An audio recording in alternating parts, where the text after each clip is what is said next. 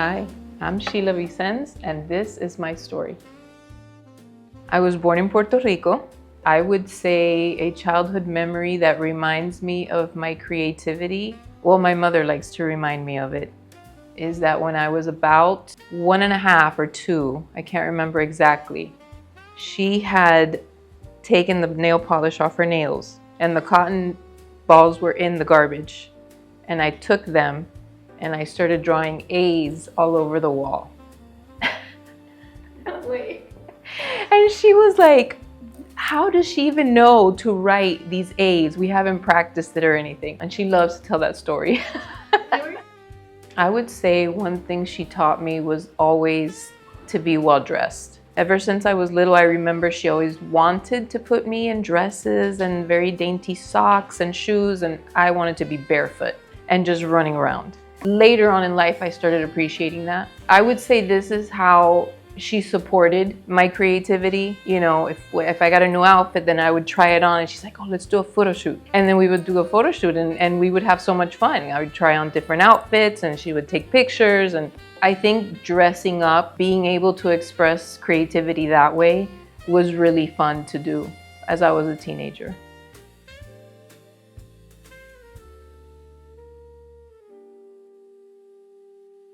Fashion for me in the 80s was, we had Cyndi Lauper with punk hair, pink, and just crazy things, and just all the stuff that you see in the videos. I used to watch MTV like every day. The 80s for me is just a special time.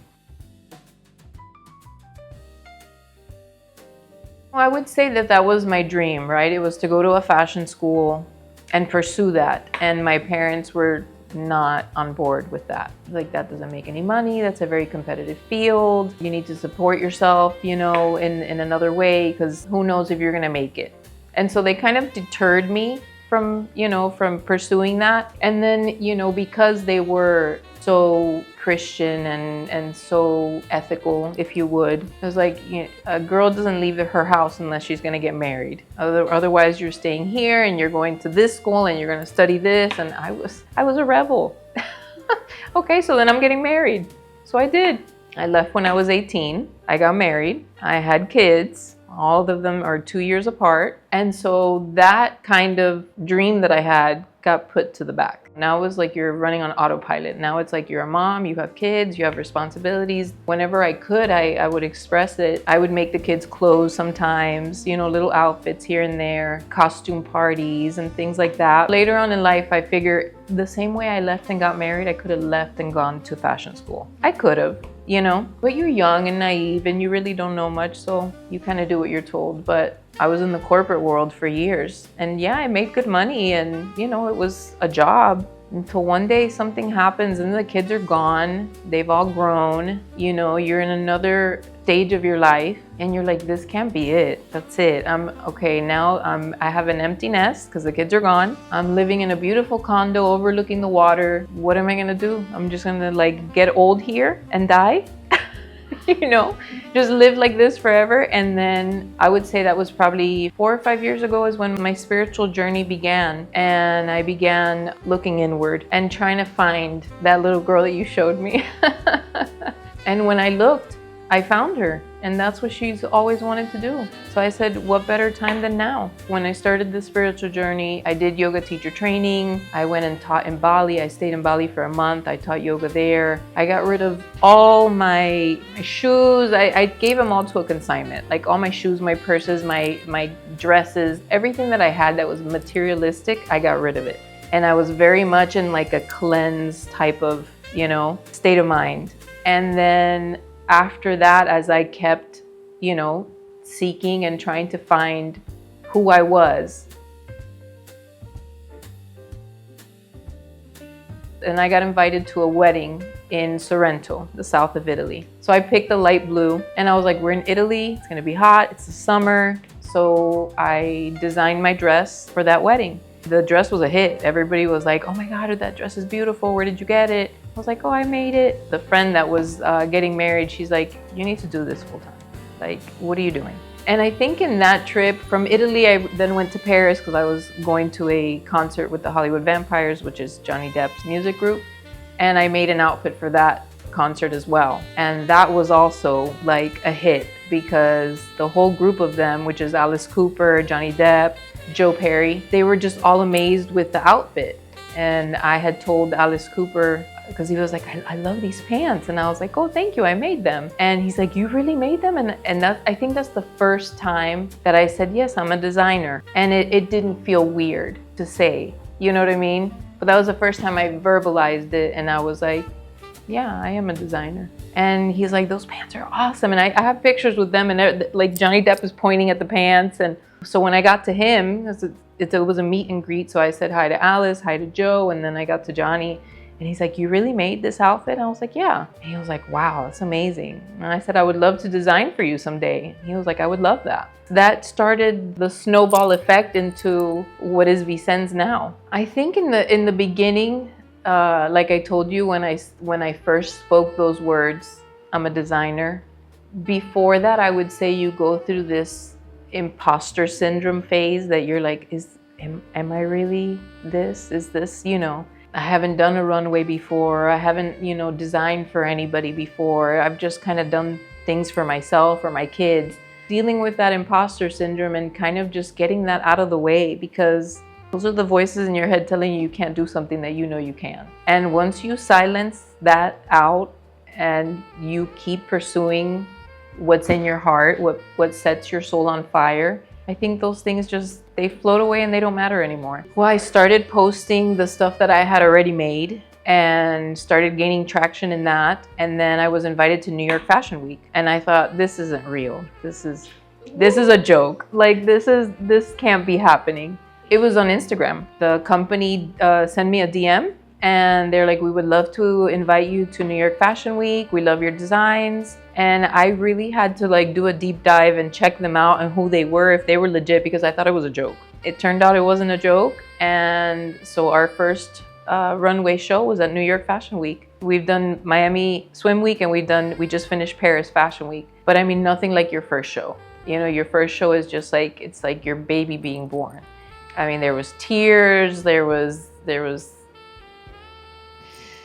I can't even explain it. It was such happiness. So yeah, from there, then we've been invited to a lot of other ones, but it takes a while to make a collection. So yeah, we've been nonstop since then. It's an unbelievable feeling, to be honest with you, to live out consecutively dreams that you've had in your 50s. You know, you turn 50 and then all of a sudden all these things are just happening that you wanted when you were a teenager. So it's unreal. It feels like a dream. It really does feel like a dream. Then they just keep coming true. Like, this was a dream and now boom. This was a dream and now boom. Checked off, checked off, checked off. It's amazing. I can't describe it. It's elated. So once, you know, we had already done New York Fashion Week. We did Miami Swim Week, which means a lot because I'm from Miami. And then we just recently finished Paris Fashion Week. Then another dream came true, and that was being featured in Vogue. So that was a big deal. I used to plaster my walls with Vogue covers. So I actually have a picture with Anna Wintour's first Vogue cover that I had up on my wall. So to be featured in the magazine as a designer's pick for me is beyond. Ahí estamos con el vestido verde que tenía la modelo puesto hoy. That's the next goal, the cover of Vogue.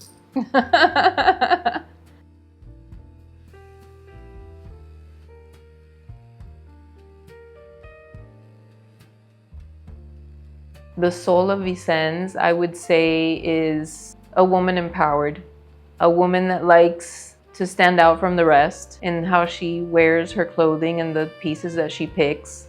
Someone who's conscious of, obviously, the planet and, you know, being able to renew some of the old vintage pieces. I like to do that with my pieces, is take something old and, you know, make it into something new, so that that art of whatever was chosen for that piece isn't lost, but kind of brought back to life by adding something else, a new element. So the soul of Vicens, I would say, is Una reina.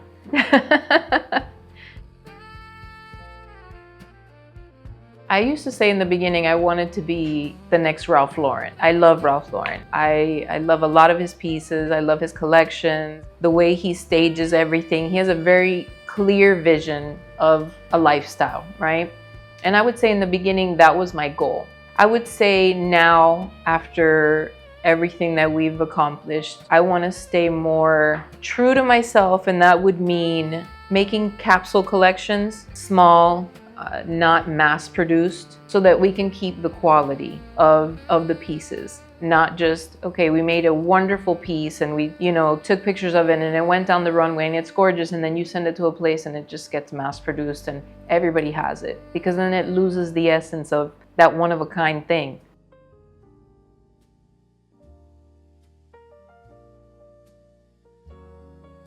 When a client comes to me, I'm usually asking key questions. Where are we going? Do you have an idea of what it is that you want to wear? Because some people may have an idea. Some people say, I saw this on this magazine and I want something similar to this. Some people have no clue. I don't know. I don't know what fits my body best, or I don't know what's going to look good on me. I want to look thinner, or I want to look, I don't want this to show so much. I want to be a little bit more covered, or I want a sexy slit that goes up to here. It all depends on what they want, but it also depends on what is going to fit their body shape correctly so that they look elegant and, a garment that's well made. But it's just asking key questions. What fabric are you thinking? What color are you thinking? Where are you going with this outfit? Knowing those key elements. And then once I go to the fabric store, it's looking through the aisles and see what catches my eye. And then I just begin to sketch out what the look is going to look like. After the sketching is talking to the seamstress. This is what we're doing. And then she's like, oh no. Yeah, she tells me that I come up with some crazy things. Ella le dice mis locuras. But I tell her, I know we can do it.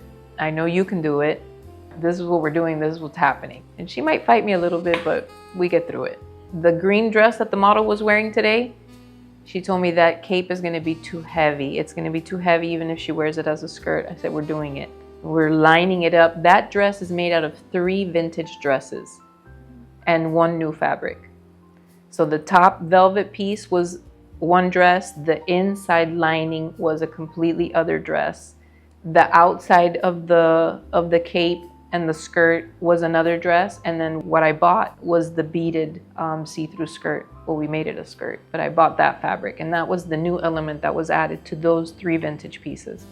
The sash that ties up in a bow from another dress as well. And she would fight me and say, no, that's too heavy. We can't do that. That's what we're doing. And then it was the most photographed in Paris Fashion Weeks.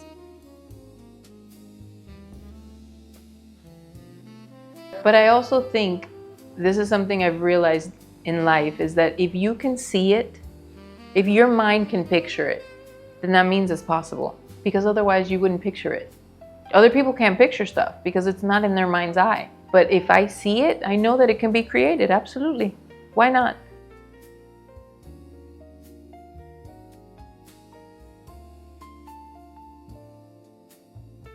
For older women, I would say it doesn't matter what age. It doesn't matter the age. It doesn't matter if it's 30, 40, 50, 60. If the light bulb turned on at 70, then at 70 it is. And you can still keep going. How many women have we seen that have gone back to college and gotten a master's in their 70s? Because age is just a number at the end of the day, right? It's how we feel inside. But any woman that just throws that out and says, this is what I want to do, and it doesn't matter what age.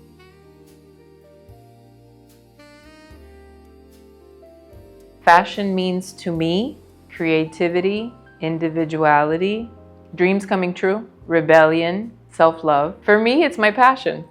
Thank you so much.